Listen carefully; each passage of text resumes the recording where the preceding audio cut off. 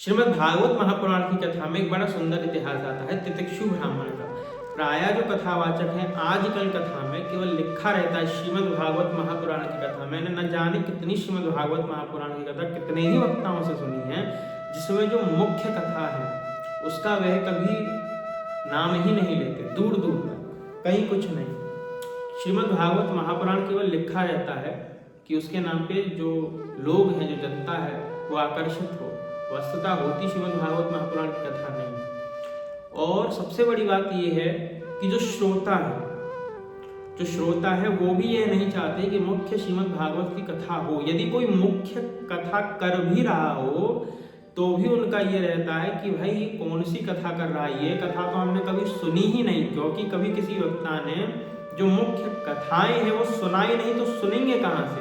और जब तभी ये लोग जो है किसी फर्जी व्यक्ति के पास चले जाते हैं, फिर ये वहाँ से भटक कर आते हैं, फिर ये अपने धर्म को गाली देते हैं, फिर ये सनातन धर्म को बदनाम करते हैं, फिर ये कथावक्ताओं को बदनाम करते हैं, और फिर यही जो लोग हैं न समझने के कारण बाद में नास्तिक हो जाते हैं और पुराणों को गालियाँ देते हैं। तो ऐसे लोगों से सावधान रहने की अत्यंत आवश्यकता है। आप केवल अपना मनोरंजन मत देखिए। अब 7 दिन जो होते हैं भागवत के, यदि उसमें भी आप मनोरंजन देखें, आप जो अपना धन व्यय कर रहे हैं, लाखों रुपए दे रहे हैं, तो आत्म कल्याण यदि आपका ना हुआ तो आपने क्या किया। इससे अच्छा आप किसी सेलिब्रिटी को बुला लो, फिल्म स्टार को बुला लो, पैसे दे तो एंटरटेन हो जाओ, और उसकी भी अधिक आवश्यकता नहीं है तो अपने जो फोन है उसी में कुछ सुन लो, उससे भी आप एंटरटेन हो ही रहे हो। उसमें आपको लाखों रुपए देने की भी आवश्यकता नहीं है। किंतु जब आप लाखों रुपए दे रहे हैं तो उसका भी आपका एक स्वयं का स्वार्थ है कि 4 लोग आकर के देखेंगे कि देखो भाई अमुक व्यक्ति ने बड़ा कार्यक्रम करवाया है,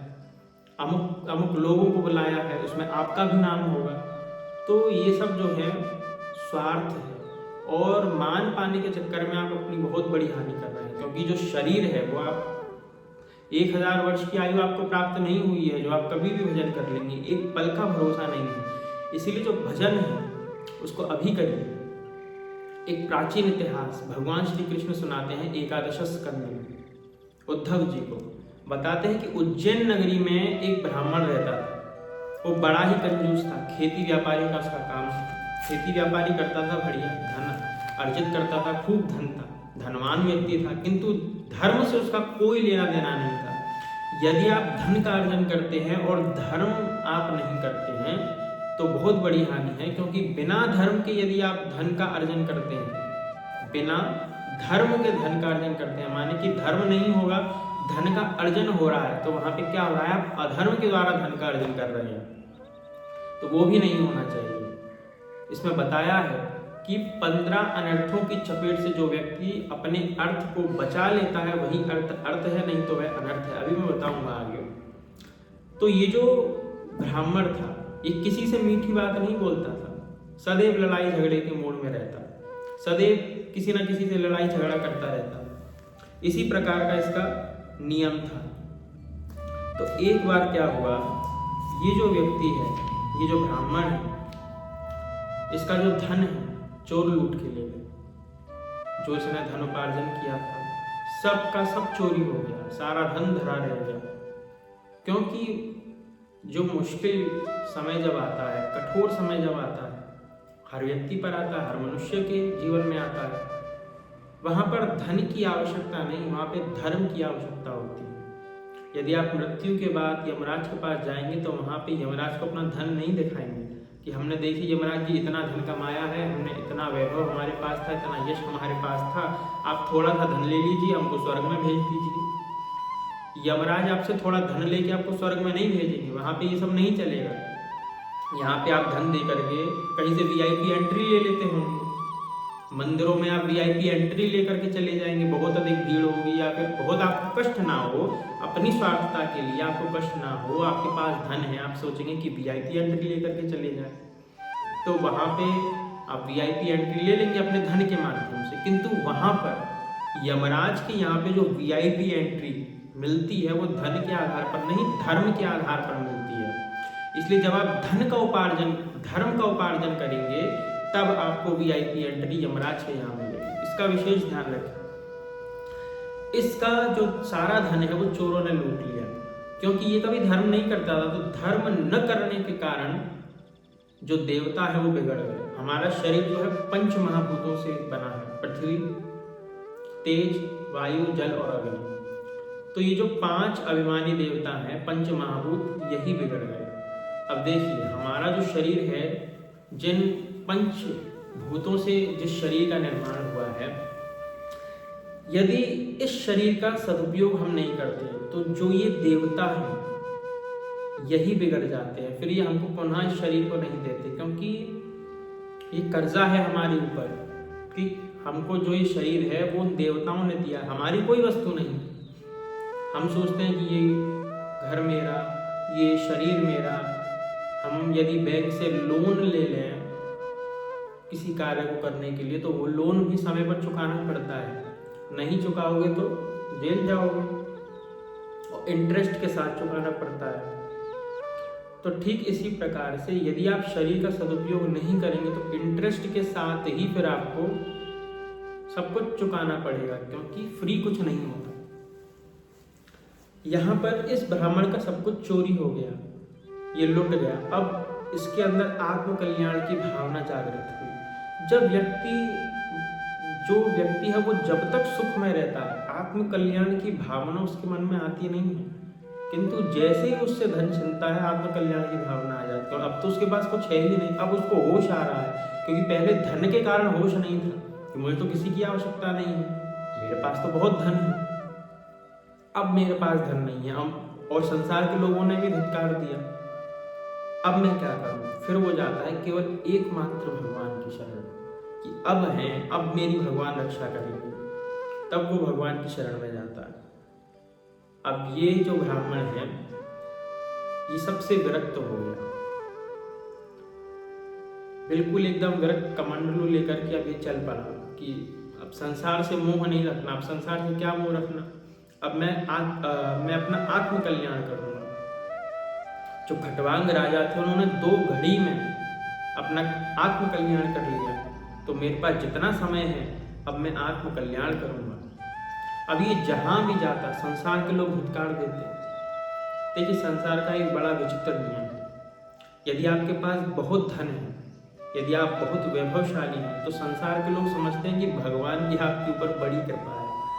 और वहीं पर यदि वही वैभवशाली व्यक्ति, वही धनवान व्यक्ति जो है वो किसी दिन रोड पे आ जाए, तो वह समझते हैं भगवान ने देखो इसके संग क्या किया, पहले ऐसे ऐसे रहता था, आजकल देखो इसकी क्या स्थिति हो गई है, समय सभी के साथ न्याय करता है। किंतु वे ये नहीं देखते कि इसके पीछे कहीं ना कहीं भगवान का कोई ना कोई उद्देश्य है। वो व्यक्ति एक समय पे वैभवशाली था अवश्य, वो भी कृपा थी, किंतु जब वैभववान वो व्यक्ति नहीं है तब भी भगवान की उतनी ही कृपा उस व्यक्ति के ऊपर है। ये आवश्यक नहीं है कि हमारे पास धन होगा तभी भगवान की कृपा हमारे ऊपर होगी, और हमारे पास यदि धन नहीं है तो भगवान की कृपा हमारे ऊपर नहीं है, ऐसी बात बिल्कुल भी नहीं है। जब हमारे पास धन नहीं है तो भगवान की डबल कृपा है, क्योंकि उस समय हमारी बुद्धि के सारे तार खुले रहते हैं, मन के अंदर अहंकार नहीं होता। किंतु जब धन होता है तो सर पे जो चढ़ा हुआ होता है, ना तो व्यक्ति किसी से सीधे मुंह बात करता, ना उसको लगता कि मुझे किसी की आवश्यकता है, और किसी को मेरी आवश्यकता होगी तो धन के आधार पर ही होगी, तो मैं तो धन के आधार पर कुछ भी कर सकता हूँ, ऐसा वो व्यक्ति अहंकार करने लगता है।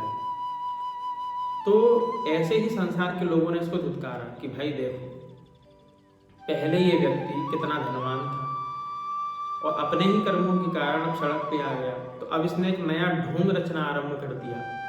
अब ये पेट भरने के लिए, अब ये धन अर्जन करने के लिए अब एक साधु के रूप में आ गया है। इस प्रकार से संसार के लोग बातें करने लगे, और संसार का नियम ही यही है, क्योंकि संसार के लोगों का काम कहना है, वो कुछ ना कुछ अवश्य कहते हैं।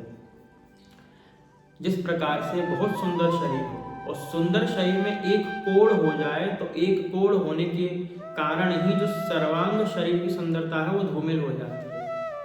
ठीक इसी प्रकार से यदि आप बहुत अच्छे भी हैं किंतु आपकी जो एक बुराई है वो आपके पूरे चरित्र को धूमिल कर देती है। तो हुआ क्या, सभी इसको धुतकारने लगे, किंतु जब वैराग्य हुआ, विरक्त हुआ, तो ब्राह्मण की बड़ी प्रशंसा। यहाँ पे अद्भुत बात बताई गई है। ब्राह्मण कहता है, नायम जनों में सुख दुख हेतु, ना देवतात्मा ग्रह कर्म काला, मना परम कारण मामनन्ति, संसार चक्रम परिवर्तयेद्य। मेरे सुख के और दुख का जो कारण है वो कोई मनुष्य नहीं है। यहाँ पे बहुत अच्छी बात ये ब्राह्मण कह रहा है, देखिए, सुख दुख का कारण न तो मैं किसी देवता को मानता हूँ, ना मैं किसी ग्रह को मानता हूँ, और ना ही मैं इन संसार के लोगों को मानता हूँ। ये जो सुख दुख का कारण है मेरा ही प्रारब्ध है, मेरा ही कर्म है। हम कहते हैं ना कि हमारे ऊपर दुख आ गया, देवता के कारण आ गया, हमारे ऊपर दुख आ गई, संसार का व्यक्ति हमको दुख दे रहा है।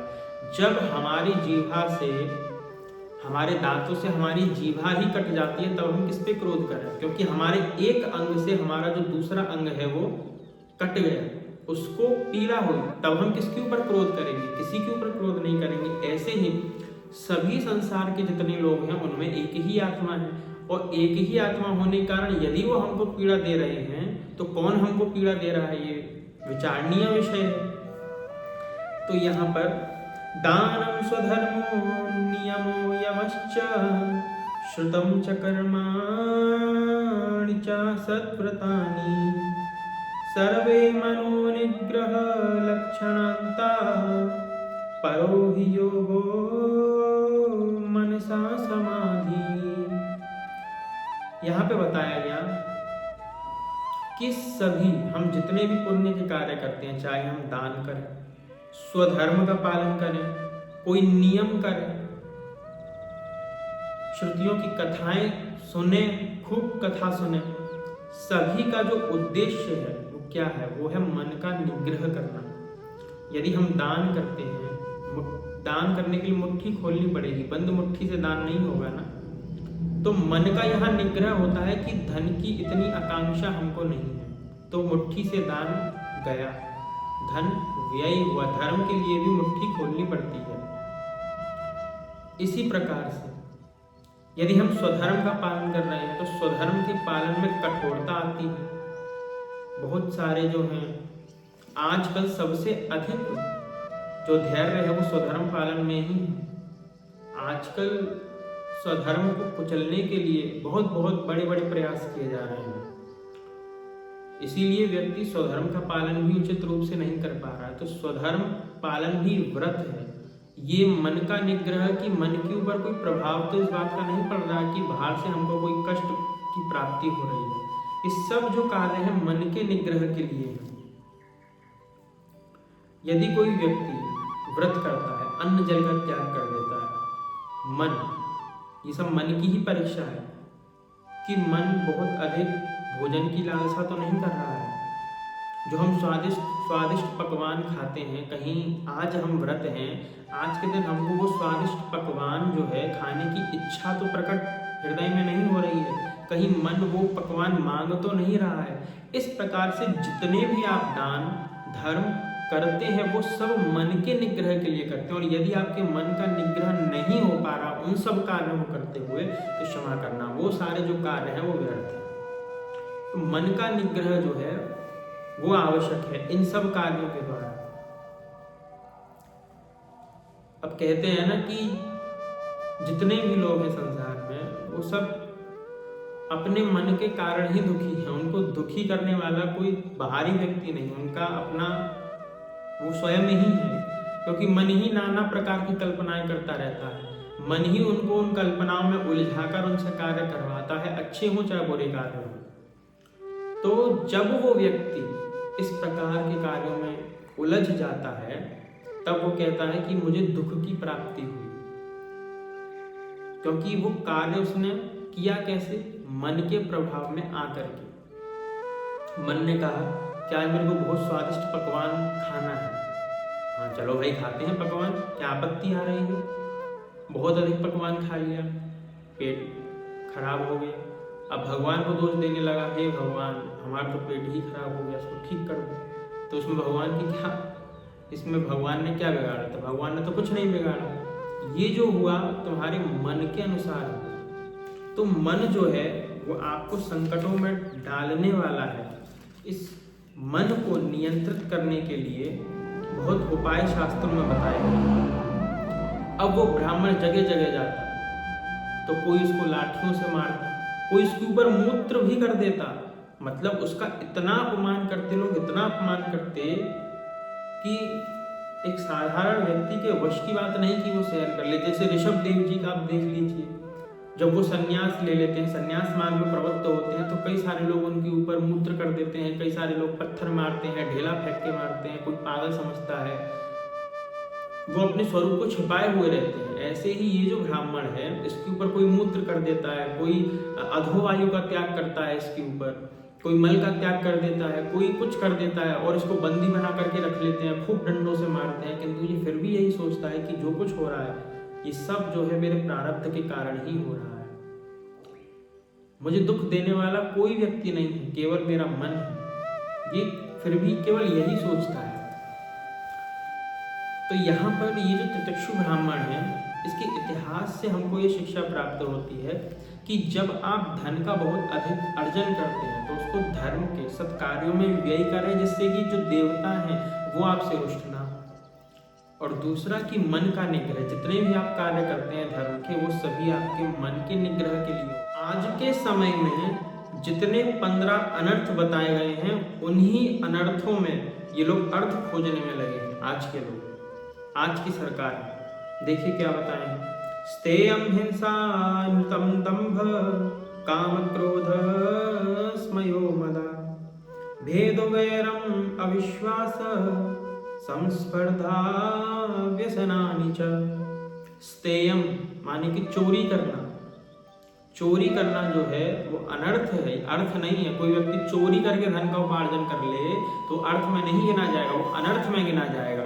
किंतु आजकल क्या है, टैक्स के माध्यम से खूब चोरी हो रही है। हिंसा नृतम, हिंसा करवा देते हैं।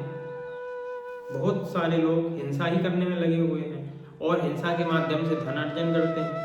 दंभ, चाहे वो बिजनेस में हो, चाहे वो पॉलिटिक्स में हो, चाहे वो धर्म जगत में हो, चाहे वो किसी भी फील्ड में हो, दंभ यदि आप कर रहे हैं, दंभ करके यदि आप धन का उपार्जन कर रहे हैं तो वो धर्म नहीं, वो अधर्म है।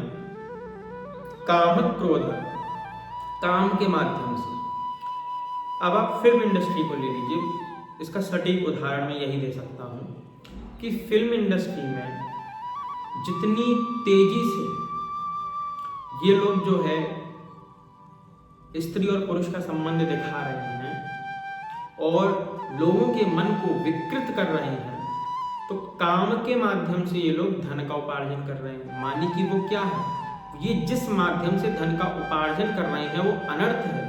स्त्री को एक प्रोडक्ट के रूप में दिखाया जा रहा है, स्त्री को प्रोडक्ट के रूप में दिखा करके धन का उपार्जन करना ये सर्वथा निषेध है और ये अर्थ नहीं, ये अनर्थ है। ये आपको दूर से दिखाई देता है कि ये अर्थ कमा रहे हैं, ये बहुत बड़े स्टार हैं, किंतु वास्तविकता में ऐसा नहीं है।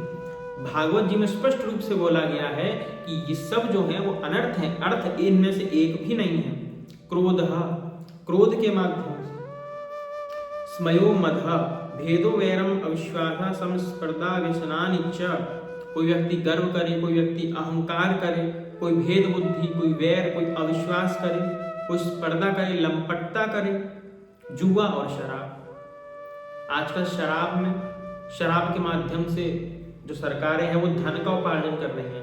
इनको लगता है कि शराब के ठेकों से हमको बहुत अधिक धन की प्राप्ति हो सकती है और राष्ट्र उन्नत हो सकता है, इसीलिए शराब के ठेकों पर तो कोई बैन नहीं है। तो जितने अनर्थ, लंपटता और क्या क्या चल रहा है वो सब जानते ही हैं, मेरे को नाम लेने की आवश्यकता नहीं और मैं उचित समझता भी नहीं। तो कितने अनर्थ हैं जिनसे लोग धन का उपार्जन कर रहे हैं, वो सब इसमें बताए गए हैं। और आप देखिए, जिन जिन बातों का निषेध शास्त्रों में किया गया है, उन्हीं लोग उन्हीं को टारगेट बना करके उन्हीं पर प्रहार किया जा रहा है। जैसे गौमाता, सती साध्वी स्त्री, गौमाता को विकृत करना, गौमाता को क्या कहते हैं, काट देना, मार देना, गौमांस खाना, बीफ कंपनियों से चंदा लेना, ये सब हो रहा है कि नहीं हो रहा है? मतलब ये गौ माता को यदि काटा जाएगा तो क्या होगा? अर्थ आएगा, अनर्थ होगा। जहां पर भारत देश का जो फ्लैग है उसको यदि कोई उल्टा लटका दे या कोई जला दे तो कहेंगे कि देशद्रोह कर दिया इस व्यक्ति ने, जो कि निर्जीव है। निर्जीव फ्लैग को जलाने से देशद्रोह हो रहा है, किंतु गौ माता कट रही है उससे देशद्रोह नहीं हो रहा। क्योंकि जब गौ माता के ऊपर संकट आता है, तो जब पृथ्वी माता के ऊपर संकट आता है, तब वो गौ का रूप धारण करके ही भगवान नारायण के पास जाती हैं। तो गौ कटने का अर्थ क्या है कि पृथ्वी देवी को पीड़ा होना, भारत देश को पीड़ा होना। तो गौ माता से भारत देश को पीड़ा हो रही है, देवी पृथ्वी को पीड़ा हो रही है, वो दिखाई नहीं देता, वो देशद्रोह की कोटि में नहीं आता। क्यों? क्योंकि उसको तो तुमने अर्थ कमाने की श्रेणी में रख लिया है। सती साध्वी स्त्रियां, फिल्म इंडस्ट्री की चकाचौंध ने सबको पागल बना के रखा है, सबको दीवाना बना दिया है। वहां की चकाचौंध ने सती साध्वी स्त्रियों को, क्या सती साध्वी स्त्रियां तो इन सब में पड़ती भी नहीं है, किंतु बहुत अधिक तक देखें तो स्त्रियों के मन भी दूषित हो गए हैं। तो ऐसे में धर्म की रक्षा कहाँ होगी? ब्राह्मणों के मन दूषित हो गए हैं, ऐसे में धर्म की रक्षा कहाँ होगी? तो 15 अनर्थों की चपेट से धन को, अर्थ को मुक्त तो करवाना चाहिए। और यदि आप समझ रहे हैं कि राष्ट्र उन्नत होगा अमुक नेता के आने से, राष्ट्र उन्नत होगा अमुक नेता के आने से, तो किसी नेता के आने से कोई राष्ट्र उन्नत नहीं होगा। भागवत में स्पष्ट रूप से लिखा हुआ, जब तक कोई शराब के ठेकों को बंद नहीं करा देता, जब तक कोई गौ माता की रक्षा की बात नहीं करता, गौ हत्या पर रोक नहीं लगा देता, तब तक राष्ट्र की उन्नति नहीं हो सकती, नहीं हो सकती और नहीं होगी। आपको जो लगता है कि राष्ट्र की उन्नति हो जाएगी, तो आप करके दिखा दीजिए, राष्ट्र की उन्नति कभी नहीं हो सकती।